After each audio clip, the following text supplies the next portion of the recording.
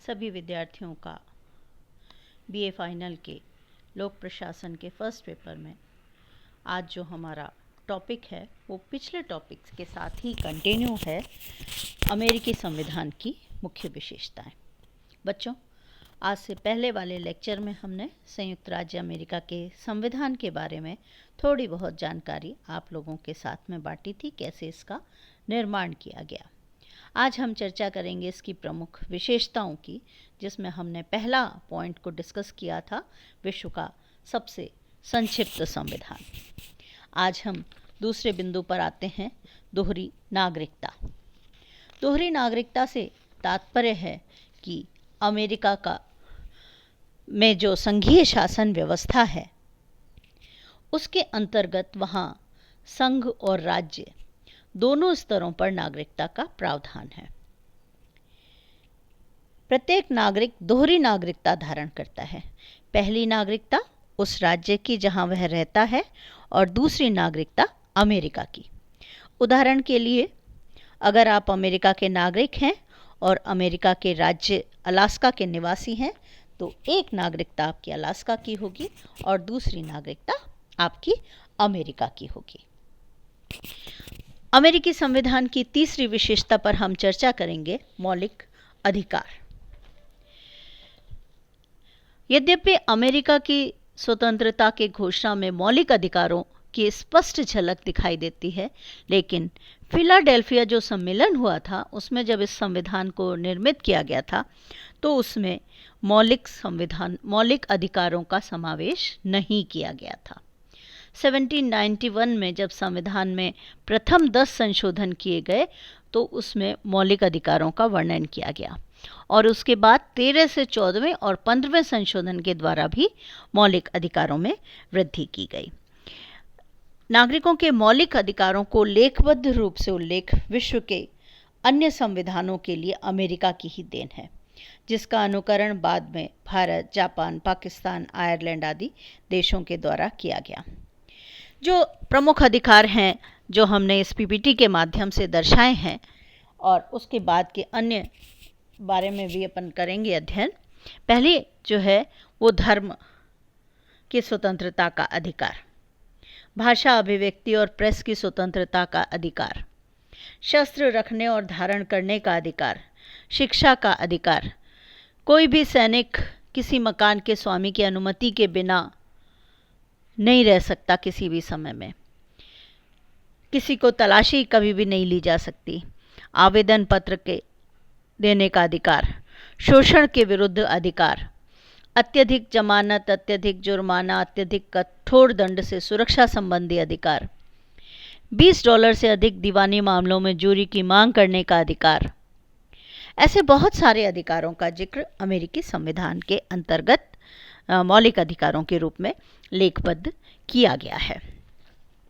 चौथी विशेषता पर हम बात करेंगे, जो है संविधान की कठोरता, कठोर संविधान।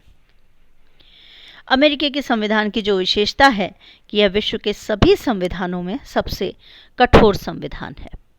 संयुक्त राज्य अमेरिका में संघीय शासन व्यवस्था अपनाने के कारण स्वाभाविक रूप से कठोर संविधान बनाया गया।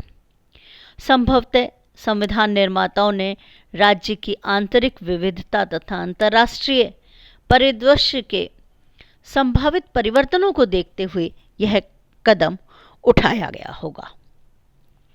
अमेरिकी कांग्रेस सामान्य कानून सरलता से निर्मित कर सकती है, लेकिन संविधान में संशोधन की प्रक्रिया काफ़ी जटिल है। कठोर संविधान हम उस संविधान को कहते हैं जिसमें परिवर्तन व संशोधन के साधारण व्यवस्थापन से भिन्न एक प्रक्रिया होती है। अर्थात साधारण कानूनों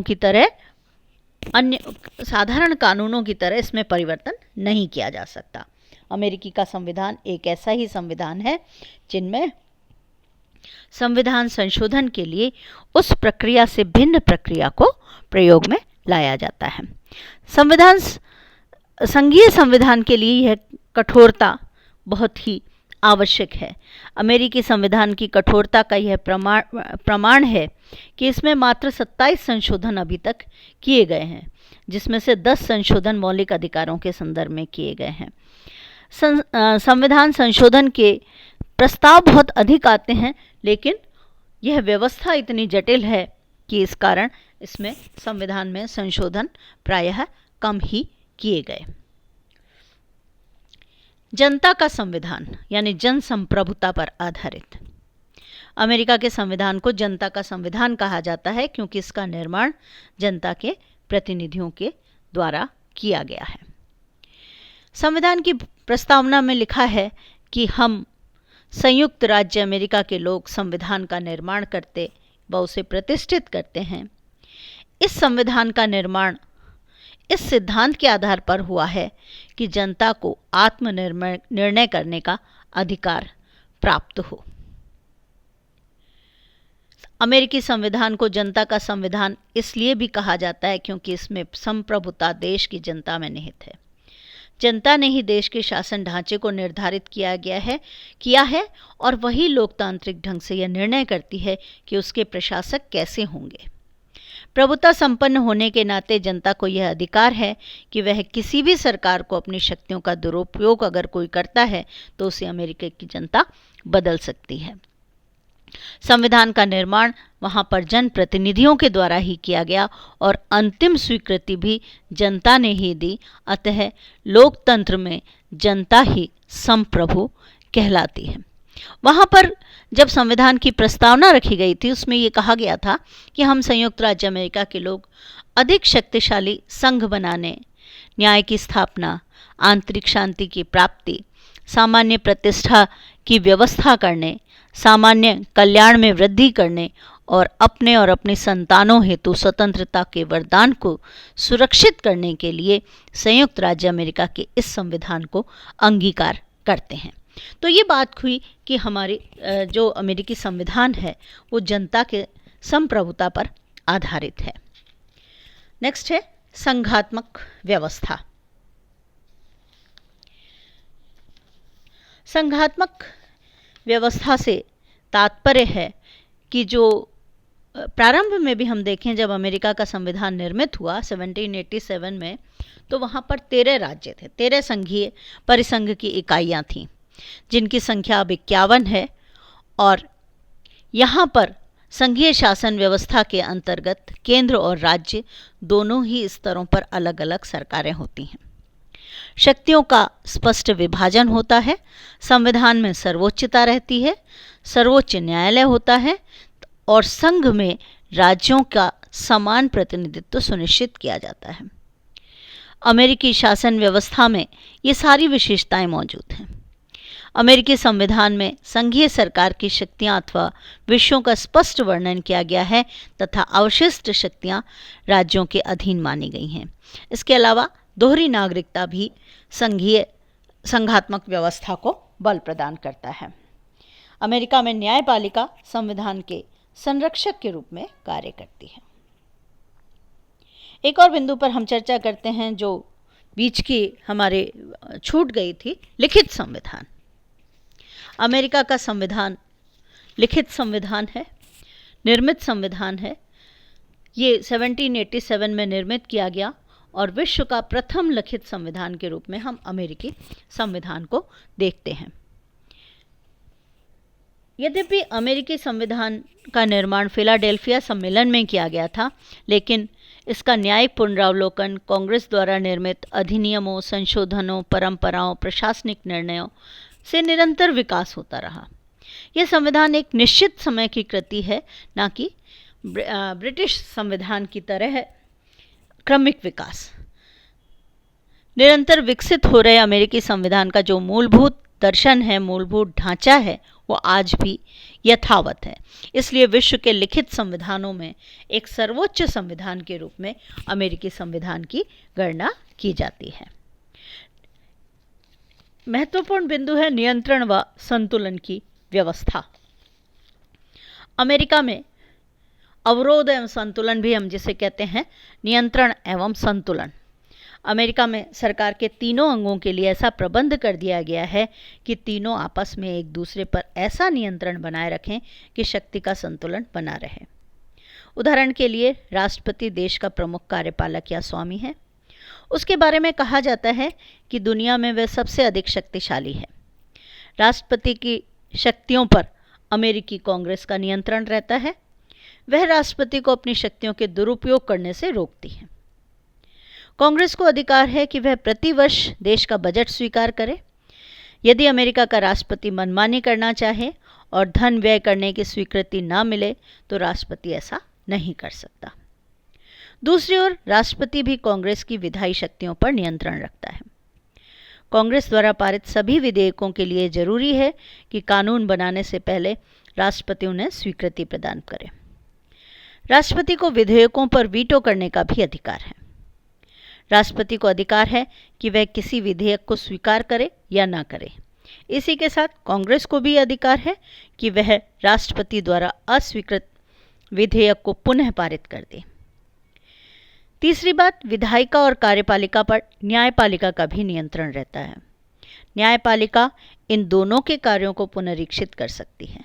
यदि उनके कार्य संविधान के विरुद्ध हैं तो वह उन्हें असंवैधानिक घोषित कर सकती है।